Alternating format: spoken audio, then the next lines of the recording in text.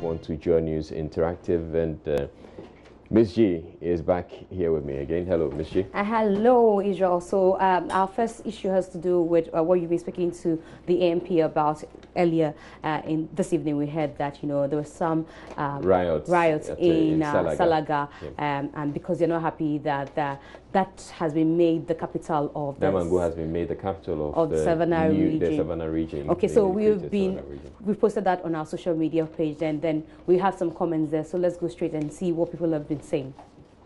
Right, so Christopher Nathan says, just as the populace voted in the referendum about the creation of the regions, why wouldn't the same thing be done for the capitals? Both decisions should have been made by the populace, my humble view.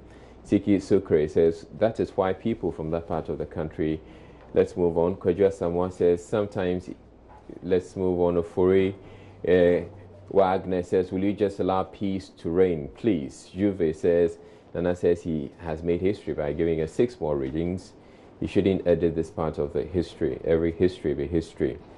And then Frederick says, I love these brothers. All right, so on Monday we told you a story of Abiba, whose husband turned her into abuse or a boxing bag. Her sad story has led to a lot of women sharing their abuse stories on our social media platform. Some concerned Muslims have expressed disappointment at what they call the unfortunate physical abuse on Abiba. Those who spoke to Joy News say they condemn the action, emphasizing that the Islamic religion speaks against violence on women.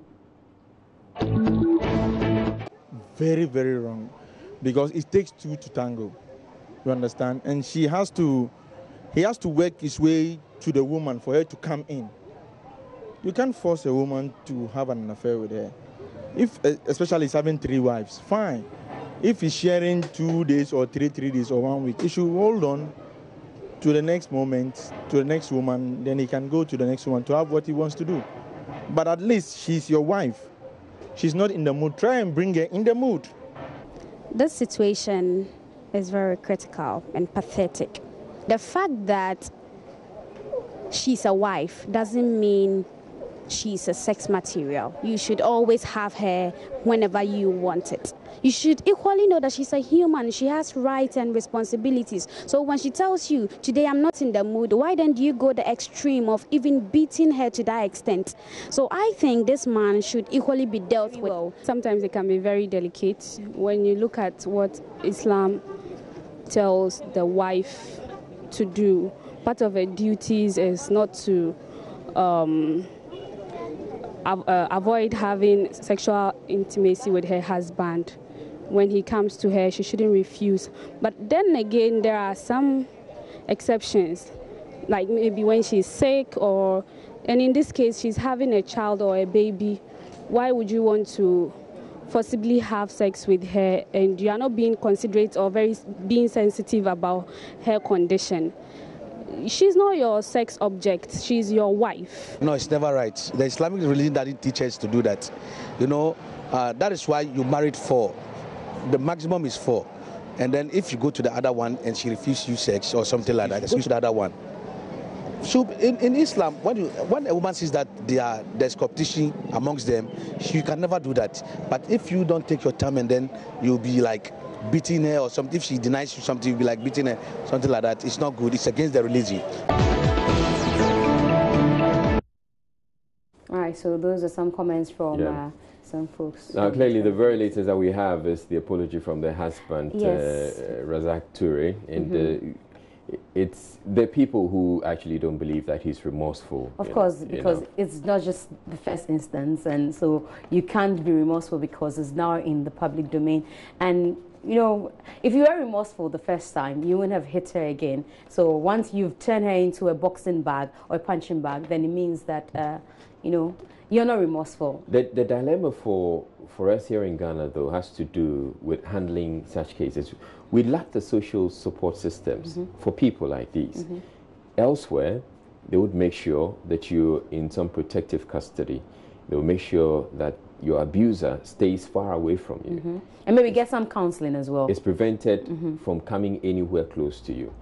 But here in our systems, I mean, our culture actually makes it really difficult for such a thing to happen, because the woman in this case, is most likely dependent on the man. That's true. And so if the man is arrested and put behind bars, who's going to fend for her and her children? And her children, when the state really wouldn't help. That's true. Because That's the social support system, social welfare, doesn't quite work. Well, I don't know. And for all you know, we might be talking about this, but the family of the woman and the woman might turn their back on us and say, okay, he's my husband. That's another thing. That's another thing, the culture.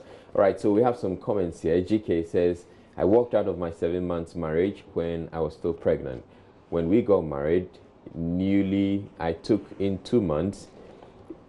I took in 2 months to that he hit me so hard because I asked him why should his girlfriend be calling him by 2 a.m. and he was comfortable receiving the call. That was the first and beginning of the beating. I lost my first pregnancy. The beating didn't stop. It took me another 5 months to take in again, but still the beating seems to increase. Any little thing, busa. And right, she goes on. There's somebody who's telling her story, and there's some 67 replies there. Let's move on to Dora, who says, this sentence resonates with what I heard each time I was being beaten for 20 years. I will damage your eyesight so that no man will ever look at you twice. And boy, he tried so hard to accomplish his purpose, but God gave me wisdom to shield my face. So here's somebody else who had been a victim of abuse sharing her story. Rafs Benny says, I know Habiba personally. She has a catering school where she teaches cooking and snack making just around Abavana, if my conscience serves me right. She started that evening before she got married, and the class went on even after she was in her husband's house. She's well educated and very hard working. Her husband is just an animal to have done this to her. I guess he feels threatened by her personality. May Allah make it easy for us. And we have a lot more people sharing, posting on this. Allow Precious says, dear ladies, if she shouts at you during relationship or courtship, sister, he will definitely slap you in marriage. Thank you very much for having me. Thank you very much, Ms. Chief, for bringing us Joy News Interactive and Showbiz earlier. That's it.